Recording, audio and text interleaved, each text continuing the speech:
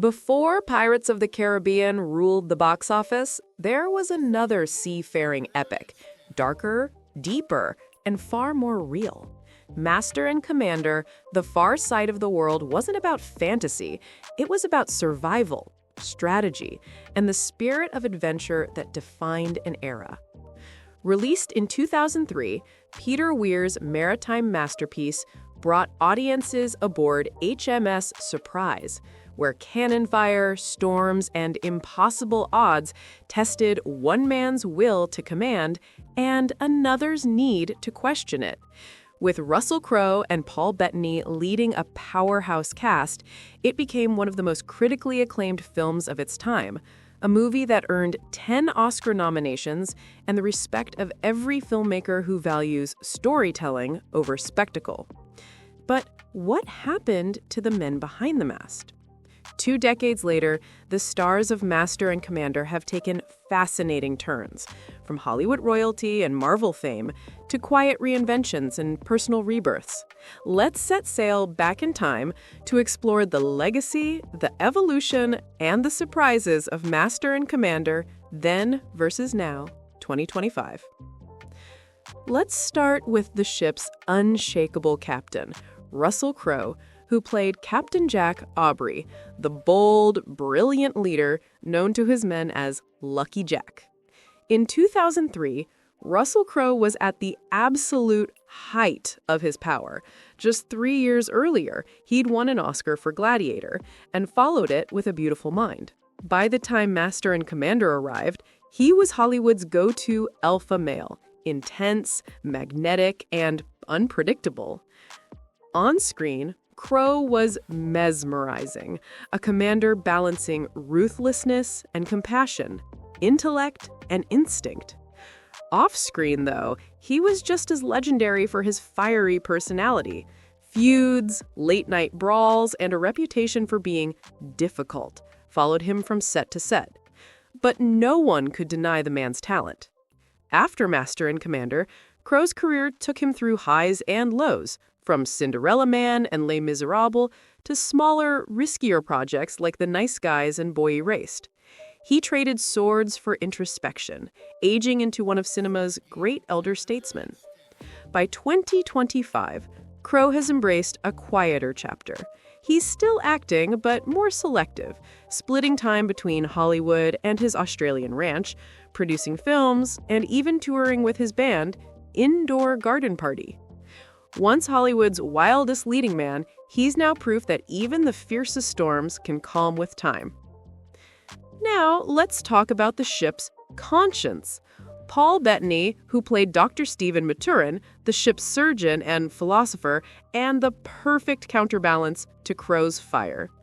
Back in 2003, Bettany was the definition of actor's actor. Known for A Knight's Tale and A Beautiful Mind, where he also starred alongside Crowe, his portrayal of Maturin added soul and intelligence to the film's chaos.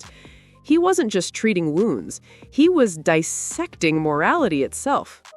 After Master and Commander, Paul's career took an unexpected turn, straight into blockbuster territory. His calm British demeanor made him an ideal fit for the Marvel Cinematic Universe, where he first voiced Jarvis before evolving into Vision, one of the franchise's most beloved heroes. Off-screen, Bettany's love story with actress Jennifer Connelly became one of Hollywood's most admired relationships, a rare mix of longevity, privacy, and real affection. By 2025, Paul Bettany is thriving. He's balanced superhero fame with nuanced performances in Uncle Frank and A Very British Scandal. Thoughtful, grounded, and versatile, Bettany's evolution proves that some actors don't chase fame, they redefine it. Next, let's spotlight Billy Boyd, who played Barrett Bondon, one of Aubrey's loyal crewmen. For Billy, Master and Commander came at the height of another cinematic adventure, the Lord of the Rings trilogy. He was already a fan favorite as Pippin Took, one of Middle-earth's most beloved hobbits. Going from the Shire to the stormy seas was a bold leap, and he handled it with charm and grace.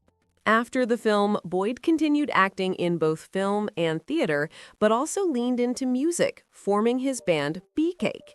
His soulful performances and grounded personality have kept him in the hearts of fans worldwide. By 2025, Boyd remains a fixture at conventions and fan events, a reminder that talent and kindness can carry a career long after the credits roll. Then there's James D'Arcy, who portrayed First Lieutenant Tom Pullings, young, loyal, and eager to prove himself.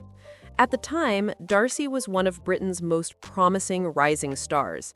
Master and Commander gave him the perfect blend of prestige and visibility, setting him up for a steady career in film and television.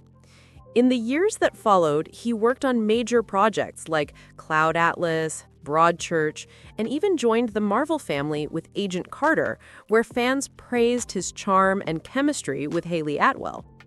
By 2025, D'Arcy continues to shine as a respected character actor, a familiar face in both indie dramas and streaming hits, proving that consistency is the truest mark of success.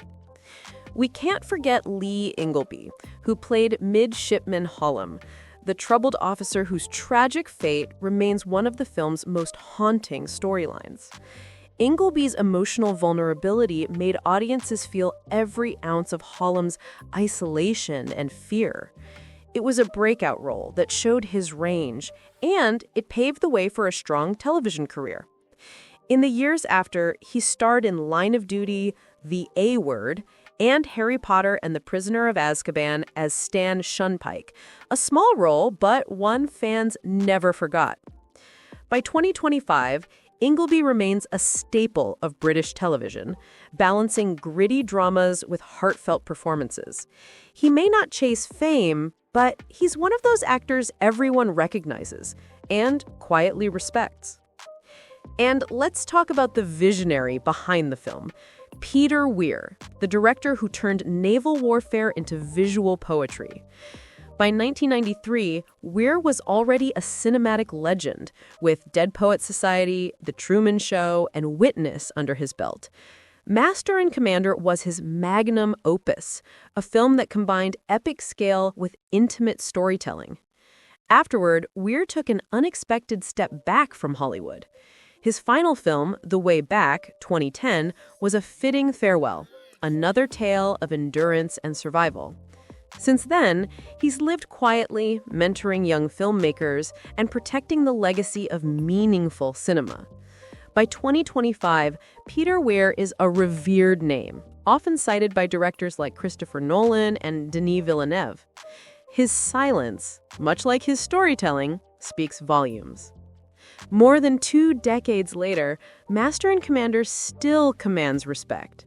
It's the film that dared to go against the tide. No fantasy, no flash, just humanity under pressure. Critics have called it one of the last great adventure epics, and fans still campaign for a sequel.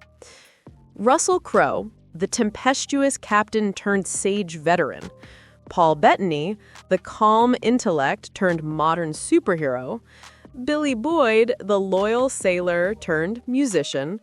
James D'Arcy, the quiet lieutenant turned consistent craftsman. Lee Ingleby, the fragile soul turned steady storyteller. And Peter Weir, the visionary who sailed cinema into uncharted waters. Together, they gave us something more than a movie. They gave us an odyssey. Now tell me, whose journey amazed you the most? Was it Russell's transformation from rebel to legend? Paul Bettany's leap from surgeon to superhero? Or Peter Weir's graceful retreat into legacy? Share your thoughts in the comments. Hit that subscribe button and ring the bell for more Hollywood then and now stories. Because in this business, true captains don't just lead, they endure.